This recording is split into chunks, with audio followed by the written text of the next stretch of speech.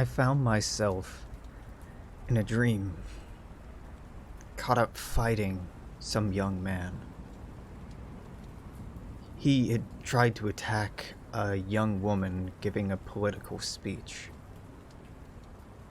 He was so full of hate and rage, full of teeth and fury and wrath.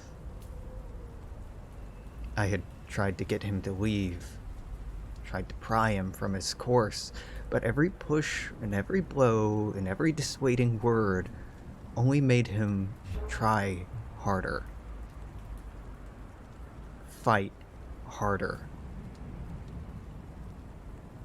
In the struggle, we'd both been bloodied, but I had him pinned down on the asphalt beneath us. I straddled his hips with my thighs, moving one of my hands to his throat, my thumb tracing along his trachea, beginning to squeeze. My other palm pressed against his moving mouth, muffling him, still feeling the touch of his teeth, his lips, and tongue underneath. In an instant, something changed.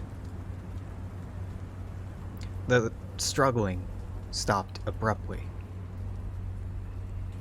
and it was someone else altogether on the ground underneath me. A friend, a love, a lover, a paramour from the past. And looking up at me were her eyes, soft and sharp and beautiful hazel green. My hands were at her throat, her lips. My gestures of cold sadism now felt more like a caress. My thighs straddled her hips in a way distinctly familiar and flusteringly intimate. I tore my hands away from her as I reeled back in shock with enough intensity to jolt me awake, my heart racing, scarcely believing. In that last heartbeat of the dream, I took her in, the shock of the moment like the flash of a photograph. She was wearing a soft, barely mint green dress. Her face was adorned with amethyst purple lipstick and eyeliner. She looked almost ethereal, almost fey, like an empress, but bejeweled in presence and magnitude, not in mere gems.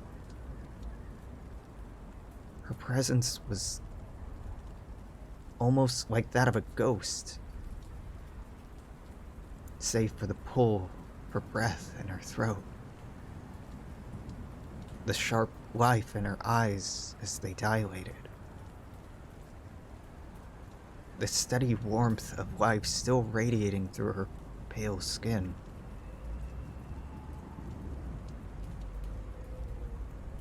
It was only an instant that I saw her, but the impression of that instant sat with me. I told her, the real her, about the dream, all the while wondering at the twisted lines between the struggles of violence and the throes of intimacy. Both realms of carnality, both merely a moment apart. 9:45 a.m. January 19th, 2021.